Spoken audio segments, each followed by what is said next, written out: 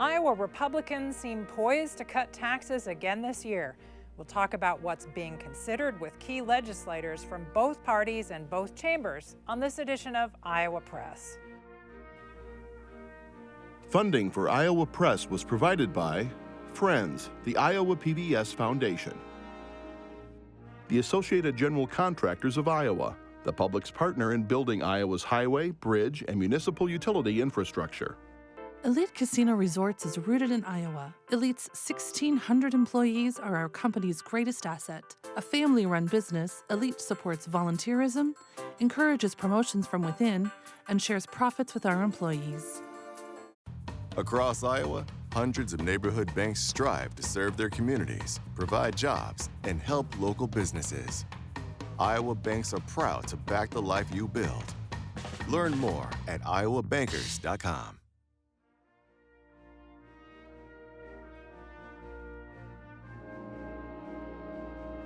For decades, Iowa Press has brought you political leaders and newsmakers from across Iowa and beyond, celebrating 50 years of broadcast excellence on statewide Iowa PBS. This is the Friday, March 22nd edition of Iowa Press. Here is Kay Henderson. In January, Governor Kim Reynolds unveiled a wide-ranging bill to actually cut the individual income tax retroactively, provide a property tax cut to some child care centers, and to provide a business tax cut related to the unemployment trust fund in the state. None of those proposals have become law, and our guest today will talk about those proposals and other tax-related measures that are before the legislature in the 2024 legislative session. Dave Jacoby is from Coralville. He is the top-ranking Democrat on the House Ways and Means Committee. Ways and Means means the tax writing committee. And Dan Dawson is a Republican from Council Bluffs. He is the chairman of the Senate Ways and Means Committee. Gentlemen, welcome to Iowa Press. Thank you. Thank you. Joining our conversation is Katarina Sostaric of Iowa Public Radio and Erin Murphy of the Gazette in Cedar Rapids. Senator Dawson, we'll start with you. We've come to the point in the session where tax policy starts to kind of come to the forefront. We hadn't heard a lot since the proposals were introduced. Are we going to have income tax action this year? Will the state income taxes rates be lowered more? That's what the hope is. The problem with the building here has been thus far is that the governor's AEA proposal has been rejected out there, and there's a lot of moving parts inside that with the teacher pay provision, what impacts there are to the AEAs, as well as setting school funding. Those things haven't been resolved yet, so Chairman Kaufman and I are kind of waiting on the side bench here for our opportunity to get going in the session. Once we get that resolved and once we actually get a joint target, I think you're going to start to see some more advanced talks on that. Not that we're not talking right now. Bobby and I talk every day, or not every day, but at least a couple times a week on just this. Real quick, Chairman Kaufman, Bobby Kaufman is your Republican colleague on the House. So. Absolutely, yeah. We have great conversations, but I mean, we say from day one, taxes does not drive the budget. The budget drives taxes. So until we get some of these bigger keys, issues answered in the Golden Dome there, Chairman Kaufman is kind of continuing to work through some products. There's some other things we're working on right now as well, too. But to the big income tax question, we really need to get a budget and figure out what we're able to, what our spending requirements are, as well as what we're able to return back to taxpayers. Does it get to a point where the clock starts to be your enemy and maybe you just run out of time? Oh, I think there's certainly opportunity to do something. But we talk about bigger and bolder things. To be very frank, the longer it takes for us to get some of these issues resolved, the window does close on some of those opportunities. Now, that being said, Iowans are still going to get an income tax cut next January, and they're still going to get one after that. When we passed the largest tax cut in Iowa history in 2022, that was a 4-year plan. So even walking out and not having some of these issues resolved, Iowans are still getting tax cuts the next 2 years, and we still will have this TRF, the money's in the Taxpayer Relief Fund, to answer those larger questions. Representative Jacoby, as a Democrat, would you be okay with the clock running out on further income tax cuts, or are Democrats open to a discussion of accelerating, as Senator Dawson said, tax cuts that are already in place and making those happen even faster, the rates going even lower? Well, we're very open to talk about tax cuts as long as the tax cuts are affecting hardworking families in Iowa.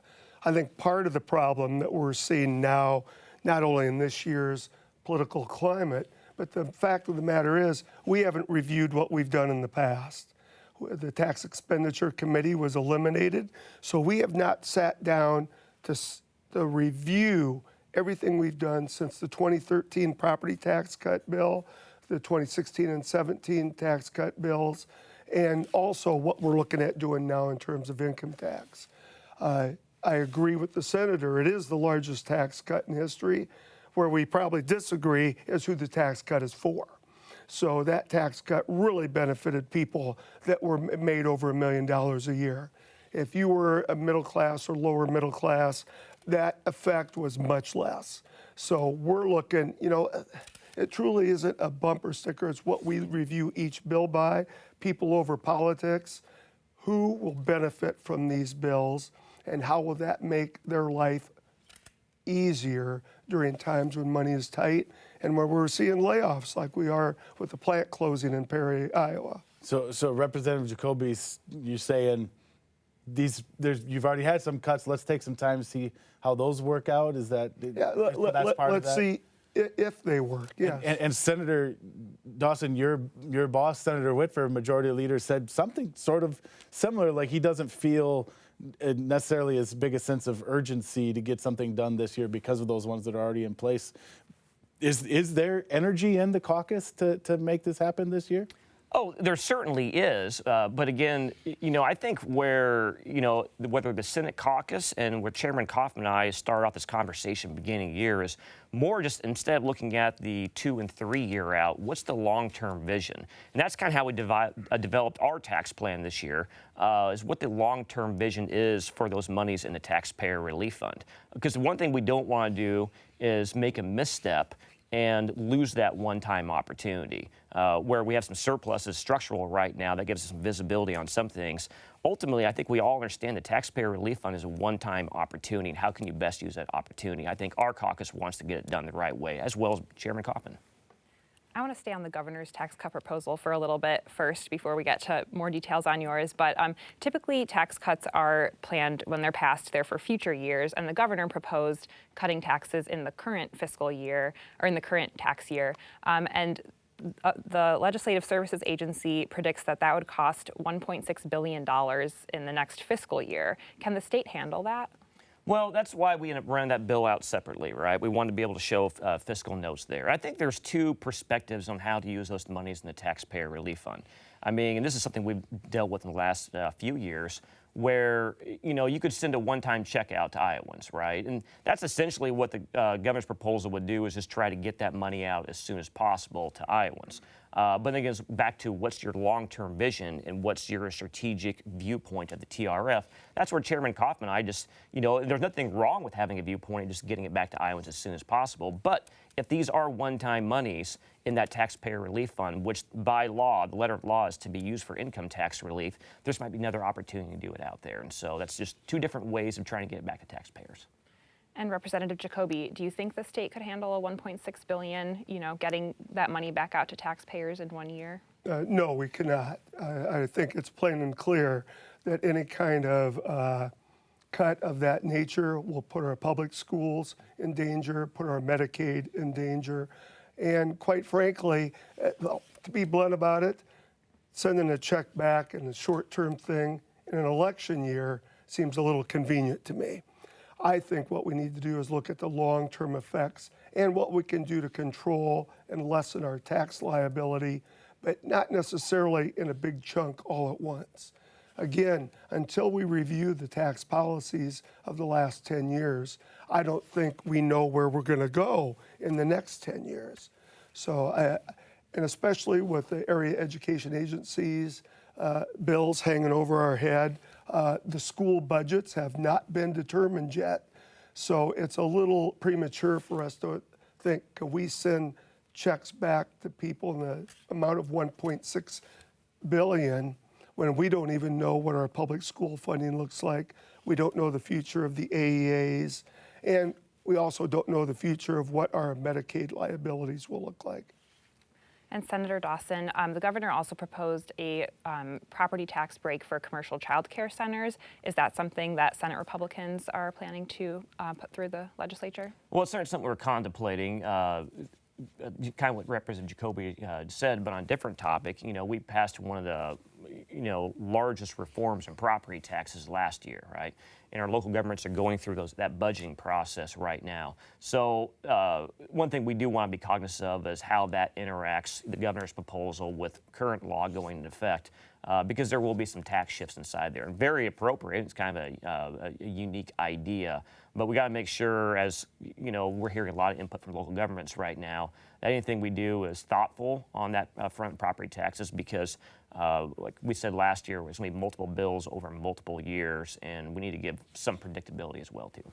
And Representative Jacoby, how much do you think that property tax break for child care centers would go toward, helping the issues of access and affordability that people are seeing with child care? Well, the part of the bill that you're referencing, we just passed out of the House Ways and Means this week and off the floor. So we believe that would be a significant help for child care providers if we relieve part of their property tax burden. One last part of the governor's bill that we want to talk about briefly would be a business tax cut, the taxes that businesses pay into the unemployment trust fund. Representative Jacoby, is that something that you're hearing is a priority in the Iowa House of Representatives? It's not a priority of House Democrats today. We are still reviewing where we are with changing of the tables, the tax tables, and also the tax, once again, liability, unemployment insurance liability for the number of people that will be experiencing unemployment over the next 6 months. Again, the closing of the plant in Perry, the downsizing for Deere, we're worried that people who will see a sudden change in their life and lifestyle will need some form of help in their transition in the employment world. So I don't know that this is the right time to change the tables and, quite frankly, change the employer's input into that tax fund. Senator Dawson, when a panel of 3 legislators were discussing this, even the Republican members of the Iowa House said, we don't yet know what the impact of this would be, and the concern is that if the state had another recession, that the business taxes would have to be raised at that point. Is that a concern in the Senate? Yeah, it absolutely is a concern in the Senate as well, too. We always talk about lessons from COVID, right? And people maybe draw their different conclusions from COVID. But one of the greater Iowa success stories is how solvent our trust fund was going into that. And when we came out, it gave us a lot of opportunities to do some great things in the state, to include the tax cuts that we're doing right now. So even though COVID is a few years behind us, that's a lesson that's still at the forefront of our head. We want to make sure anything we do has, it's stress test and makes sense, and that it touches employers in the greatest way possible. Senator Dawson, State House Republicans are proposing a couple of constitutional amendments that would deal with tax policy. One would require a 2/3 vote of the legislature to raise income taxes, which we've been talking about, and the other one would require no more than one tax rate above 0. I wanted to ask you about the 2/3 vote one. You've heard, I have no doubt from some people with concerns about that proposal that it would hamstring future legislatures if they ever gotten into a point where during a recession or whatever else would feel the need to increase state revenue, making it harder by requiring that 2/3 vote rather than a simple majority to raise state revenue. What's your response to that? Well, my response is that Iowa is one of the most fiscally sound states, right? We have a rainy day fund, we have an economic emergency fund, right? And I would like to think that any future legislature, if they do have if there is a recession or something along those lines, that the state looks at tightening its own belt first before it goes to the taxpayers. One of the things, when we talk about vision, and that's a great thing about talking with Chairman Kaufman, right? We're now in a phase where some of these tax cuts are starting to work in, right? But we're starting not just the next couple of years, but what's our long-term vision? And that's where we kind of develop these proposals at. And these aren't anything new. There's blue states that have these in their constitution. There's red states that have it. And ultimately, we come down to is, when we talk to our employers, we talk to our families out there, they always say, the biggest question we hear from colleagues on the other side of the aisle, how sustainable are these cuts? Well, if we put something like this in the Constitution, these cuts are going to be very sustainable, and it's going to give people predictability on their rates. It should always be harder to raise a tax in this state than it is to cut it.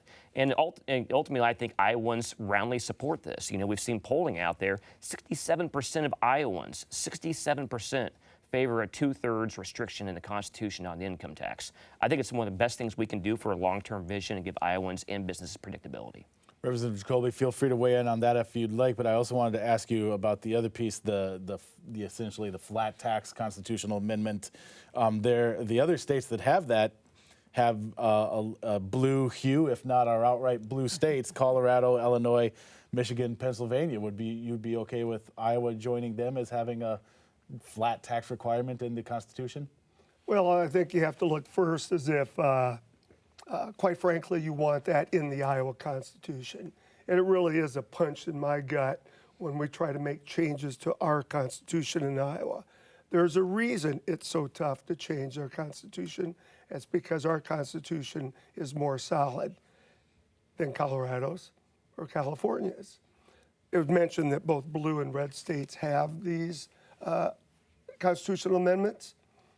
There's also many states that do not, both blue and red, do not have a constitutional amendment. I find it ironic that it takes 51% to determine that all future votes have to be 2/3. It seems to me if you pass a constitutional amendment in the House, it should be 67 people. In the Senate, help me with my math, 34, 35. I think you need a supermajority to pass that along too. Iowans do agree that tax cuts are important, or their tax liability is a concern for them. I think most Iowans don't necessarily believe that it means a constitutional change. Senator Dawson, you've mentioned already your plan that would gradually eliminate the state income tax over time. Does that plan guarantee that the rate would eventually get to zero? Yes, I mean, left untouched and for future legislatures not to meddle their hands into it, it's an automatic proposal. It takes us down to zero eventually. What we would do is the concept is essentially we would put these monies in the taxpayer relief fund into a trust, and this trust would be contracted through IPERS, which is the most notable names here in the state. It manages all of our state employee pensions. And this trust would contract through IPERS just to grow it like any business grows money and they reinvest in their business, or any family saves up for a 401k. And that trust every year with the earnings would then be used to slowly over years buy down the income tax rate. Might be 1/10% one year or 0.2% the next year. There have to be a revenue trigger on that as well too to make sure those that work in tandem. But again, as opposed to looking at the same $3.5 billion in this taxpayer relief fund right now, that was kind of our out-of-the-box discussion Bobby and I had behind the scenes. Is instead of looking at the same money, why don't we grow this pot of money for Iowans? And I think we have a lot of good positive support for that right now. Representative Jacoby, do you think that gradually eliminating the income tax in that way, where it could potentially take decades to do, would be sustainable for the state budget and for state services in Iowa? I would say absolutely not. Frankly, the state income tax is about, 62% of our general fund right now. And if you look at other states, Colorado was mentioned before, you have to look at what our economy is based on. In Colorado, if you go out there where both my daughters live, you're paying anywhere from a 10 to a 14-cent sales tax. To make that work in Iowa, you would have to do two things. You would have to raise sales tax to 14 cents, and you would have to start taxing food. That's the only way to make the budget come close to working. The economy in Iowa is different than the comp states that were mentioned, because when you have Tennessee and Colorado, you also have a tourism level that's far above what we are seeing in Iowa right now. We do have people visiting Iowa, but we don't have near the people visiting Iowa that are visiting those other states that have a different matrix for their tax base. Senator Dawson, that is always the question on this, the long-term question. Can something like that be sustainable? Can you eventually eliminate the income tax that I think it's closer to half of the state's general fund revenue, and still, provide all the services, still fund schools, still fund Medicaid, not do everything else that the state currently does. Are you confident it would be able to do that? Yeah, that's always, and I've heard that feedback. It's always perplexed me a little bit because I remember going into this session as we were kind of working on this plan behind the scenes, everyone's like, oh, you're going to have to raise the sales tax 3, 4, 5 cents, right? Well, here, Representative Kaufman and I roll out a plan that does not involve any sales tax increases at all and is a 30-year migration or 20, whatever it be. I mean, it depends on the earnings of the trust, right? And it depends on state revenues where we migrate into a new system without raising the sales tax 1 penny. We're just using that taxpayer relief fund and growing it like a 401k with those earnings using to buy down over time. I think it's probably the most responsible and forward-thinking way to actually get this done without massive tax shifts. I mean, we see in Nebraska right now, they have a proposal over there to do a 40% property tax cut. Well, how are they doing that? They're going to raise the sales tax 2%, so it would be one of the highest sales tax in the nations. That's something that Representative Kaufman and I sat down from day one, like we're not doing tax shifts, we're doing tax relief in the end. I think this is a unique way to go about doing it without raising the sales tax and still providing those services. Gentlemen, we have about 5 minutes left for our conversation, other tax issues to discuss. However, the House Ways and Means Committee this week passed a bill that would give the landowners along the proposed Summit Carbon Pipeline route avenue in court to find out if eminent domain could be used under the court's guidance for that project. Why? Well, I think what we've seen with a number of landowners is they've had to invest thousands and thousands of dollars in the process because it favors the pipelines over the landowners. What we're trying to do is flip that script that says they have to have just cause in looking at that land for a pipeline before landowners have to invest so many of their dollars in attorneys and so many of their dollars coming to the Capitol, going to meetings just to fight what they think is an obtrusive way of using their property. And it passed unanimously out of Ways and Means. And anytime you have an eminent domain bill that has that kind of bipartisan support, I sure hope that we clear it off the House floor, and I hope that the Senate does too. Well, Senator Dawson, Chairman Kaufman, when the House took up that bill, said this is the 5th bill that we've had trying to address the pipeline issue. Will it be addressed in your committee? Yeah, I typically don't comment on bills until it comes over there because I like to see the final product, right? I had a brief conversation with Chairman Kaufman. I think it's a unique way going about it, maybe compared to some proposals last year. And it's absolutely a priority for, I mean, that's no doubt a priority for people in the House as well as some people in the Senate too. You know, the problem becomes with this whole issue is that, you know, you have left-wing progressive states like California that set up all these carbon restrictions out there in the first place for our Iowa farmers to sell ethanol. This is the predicament we get put in. And so trying to work through that is how we support our farmers, but how we deal with some of these out-of-state regulations that are getting heaped upon us makes things complicated. But I think it's something to definitely take a look at.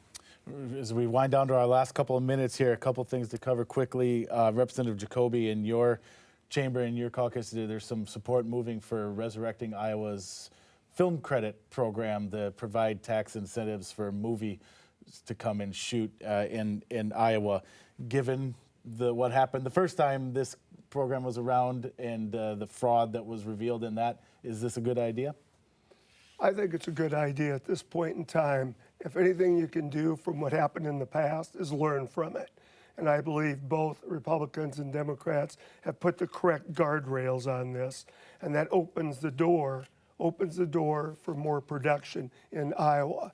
And maybe more film productions might help with that decrease in income tax over the next 20 or 30 years too. Senator Dawson. Senator Dawson, is there interest on the Senate side? Well, how we run the Senate Ways and Means Committees, we have to figure out what tax relief we're delivering for all Iowans first, right? Like, again, the budget drives taxes, and once we have a budget and the tax overall policy established, then we can look at some of these additional things. Katarina? Representative Jacoby, Democrats have proposed extending Iowa's sales tax holiday from 2 days to 2 weeks. Briefly, you know, how much do you think that helps kind of the target population of kids or parents getting their kids ready for the school year? Well, I think it excites parents and families to do their shopping during that particular time period of getting that sales tax relief. I think what we're also looking at is instead of eliminating income tax, do we want to eliminate sales tax? Because sales tax can be very hard on struggling families. It's very hard on people who are buying a low-end car. I think we need to extend that sales tax holiday for more weekends and also take a look at our sales tax structure as a whole. Erin? Real quick, in our last 30 seconds, Senator Dawson, you spoke on the floor a few weeks back in passionate defense of the state criminal investigation into sports betting, which is close to home for you. And Because you work for the Division of Criminal Investigation. Sorry, thank you. We've now seen that the DCI has found that maybe there was some overreach there. Do you have any updated thoughts on that investigation into that program? Well, to be clear, I do have no involvement in that investigation. I work in a separate unit at DCI.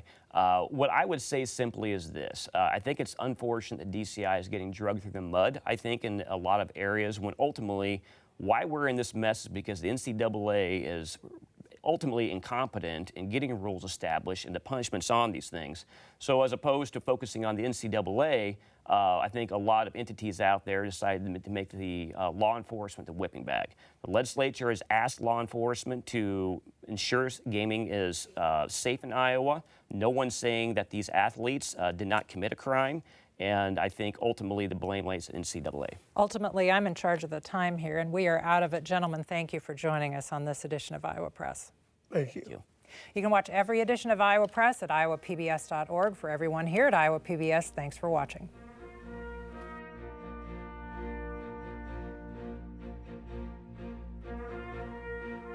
Funding for Iowa Press was provided by Friends, the Iowa PBS Foundation, the Associated General Contractors of Iowa, the public's partner in building Iowa's highway, bridge, and municipal utility infrastructure.